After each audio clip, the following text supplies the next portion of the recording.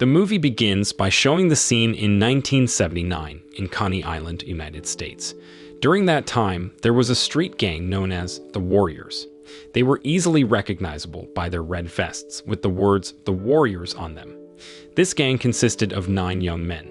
Clean, who was their leader, followed by Swan, Ajax, Vermin, Fox, Rembrandt, Cochise, Cowboy, and Snow. They'd all gathered at a train station where Clean announced that the Warriors had received an invitation to a significant meeting in the Bronx. This invitation came from Cyrus, the leader of another gang known as the Riffs. The Riffs were a highly respected and famous gang within the city, and many other gangs regarded Cyrus as the leader of all gangs in New York. The Warriors received an invitation to the meeting, but there was one important rule: they couldn't bring any weapons. Cyrus emphasized that this gathering was for peace, and he wanted to avoid any conflicts. With this in mind, the Warriors boarded a train to attend the meeting. However, they weren't the only gang on their way.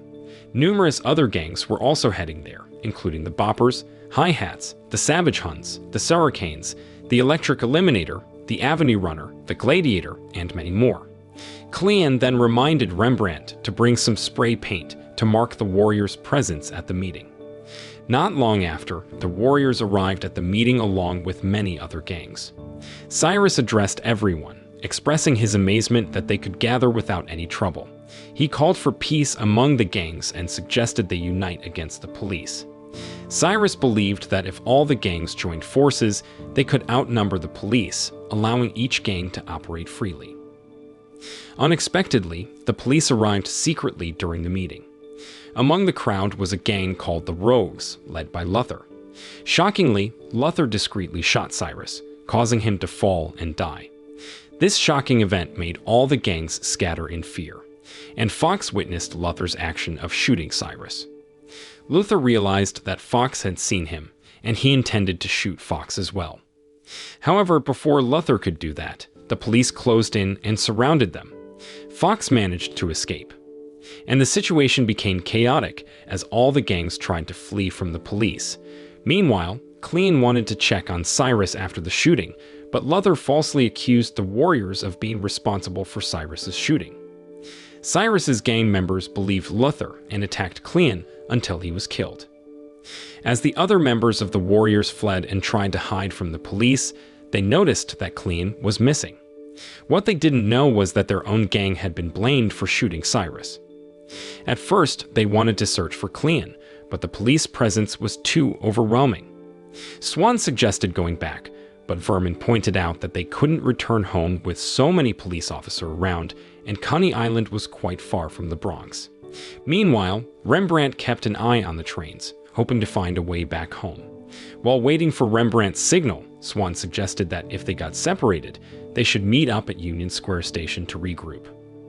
Ajax, however, disagreed with Swan's leadership and thought he should be the leader because he was the strongest, but the others preferred Swan as their leader. Finally, Rembrandt figured out a way to get them home, and before leaving, he painted a wall as a sign that the Warriors had been there. Meanwhile, at the Riffs' headquarters, the members gathered, still believing Luther's claim that the Warriors killed Cyrus. Masai, the new leader of the Riffs, ordered his members to capture the Warriors, dead or alive. He also broadcasted a message on the radio, urging all the city's gangs to do the same. The Warriors, on the other hand, had no idea that they were now the city's most wanted criminals. As they were about to head to the station, they encountered a gang called the AC Turnbull, who were searching for them after hearing the Riffs' announcement. Initially, the Warriors tried to hide, but time was running out as their train was about to depart. Eventually, they were spotted by the AC Turnbull gang. Fortunately, all the Warriors managed to board the train. However, the train stopped due to a fire on the tracks, leading Swan to decide that they should continue on foot. Meanwhile, at the Rogues gang headquarters, Luther's associates were worried that the Warriors might reveal who had shot Cyrus at the meeting. However, Luther remained confident that other gangs would take care of the Warriors. As the Warriors continued walking, they encountered a small and seemingly weak gang called the Orphans. Swan approached their leader, Paul, and asked for permission to pass through their territory since their train had issues. Paul eventually agreed, but Mercy, a girl from the orphans, demanded one of the warriors' vests in exchange for safe passage, which they refused since the vests represented their identity. Fox pointed out that Mercy was trying to cause trouble between the warriors and the orphans, so they continued on their way. However, Mercy secretly followed them, and Swan noticed. Soon, Paul and all of the orphans returned to confront the warriors after hearing about the rift's announcement. Faced with a large number of the orphans' members, Swan threw a Molotov cocktail to create a distraction, allowing the warriors to escape. They managed to get on a train, and Mercy was still with them. Meanwhile, Luther learned that the warriors had repeatedly escaped from pursuing gangs, which angered him. He was determined to capture them before they could reveal who had really killed Cyrus. As the warriors found themselves at the transit train station, they had an unexpected encounter with the police.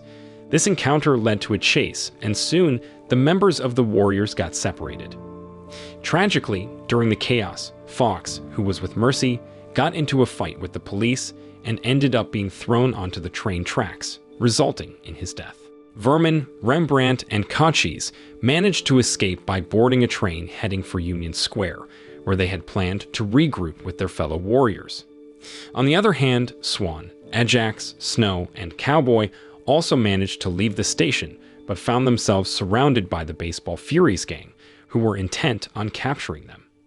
In a quick turn of events, the four of them successfully evaded the Baseball Furies and sought refuge in a nearby park.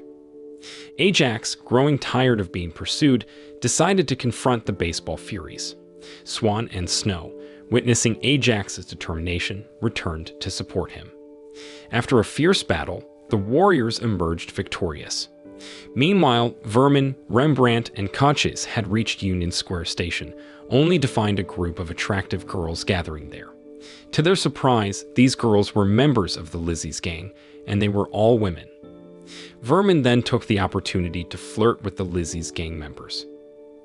As Swan and the rest of the group continued on their journey, Ajax spotted a girl sitting alone in the park. He decided to keep her company for a while, but Swan reminded them that time was running out and they needed to reach Union Square Station. This frustrated Ajax, and he told Swan to go ahead without him. So, Swan, Cowboy, and Snow left Ajax behind. Ajax approached the woman and began flirting with her, but to his surprise, she turned out to be an undercover police officer who promptly handcuffed him. Meanwhile, Cowboy and Snow had a change of heart and decided to go back to find Ajax. However, when they returned, they discovered that Ajax had been apprehended by the police. As for Swan, he ran into Mercy once more, but their reunion was cut short when they encountered the police, forcing them to flee. Meanwhile, Vermin, Rembrandt, and Cochise, who were supposed to wait at Union Square, ended up at the hideout of the Lizzie's gang. Rembrandt grew concerned about their decision to deviate from the plan, and he couldn't shake the feeling that something was amiss. Eventually, a member of the Lizzie's gang disclosed that the warriors had gained notoriety for being responsible for Cyrus's shooting. Upon hearing the shocking revelation that the warriors were accused of killing Cyrus, Rembrandt couldn't contain his emotions and urged Vermin and Cochise to leave the Lizzie's gang's hideout immediately. Their hasty exit caused a stir, but fortunately, they managed to escape. They were now left bewildered and trying to make sense of why so many gangs were after them. Meanwhile, Swan and Mercy were walking through the station, unaware that they were being followed by a member of the Funk gang. Back at Union Square Station, Snow and Cowboy reunited with the rest of the warriors and informed them of Ajax's arrest. Swan, realizing they were being trailed, hatched a plan to lead the Funk gang members into the restroom. Once inside, a fierce brawl erupted between the warriors and the Funk gang, resulting in the warriors emerging victorious. Meanwhile, at the Rift's headquarters, Massey received information from a witness that cleared the warriors of Cyrus's murder. The real culprit was Luther from the Rogues gang. Finally, Massey learned the truth about who had killed Cyrus. Meanwhile, the warriors managed to catch a train that would take them back to Coney Island. Exhausted and relieved, Swan and his fellow gang members were finally on their way home after a night of tension. As morning broke, they arrived in their hometown. Mercy expressed her desire to stay with the Warriors and felt comfortable with Swan by her side. As they strolled through their neighborhood, they noticed a car trailing them. Swan became aware of the situation, and it turned out that Luther and his gang members were the ones following the Warriors. At first, the Warriors tried to hide, but Swan decided to lead Luther towards the shoreline. In the end, they all converged at the waterfront, and Luther admitted to being the one who killed Cyrus. Swan confronted Luther, demanding to know why he had killed Cyrus. Luther's chilling response was that he had done it simply because it made him happy. It became clear to Swan that Luther was a deranged troublemaker who found joy in chaos. Swan wasted no time and challenged Luther to a one-on-one fight. Luther, however, pulled out a gun, but Swan remained fearless and swiftly armed himself with a knife. In a surprising turn of events, Swan managed to throw his knife, injuring Luther's hand before he could shoot. Just as the tension peaked, Massey and his gang arrived on the scene. They were already aware that Luther was the true killer of Cyrus. Massey extended his apologies to the Warriors and acknowledged them as a respectable and honorable gang. Meanwhile, Luther and his gang faced the consequences as they were beaten by the Riffs gang. In the movie's conclusion, Swan and Mercy decided to start a romantic relationship, and the Warriors gang was finally able to return to their normal lives safely. Moral lesson from the story: sometimes it's better to avoid spray painting your name on things and making a lot of noise, especially when you're trying to stay out of trouble and not become the most wanted gang in town.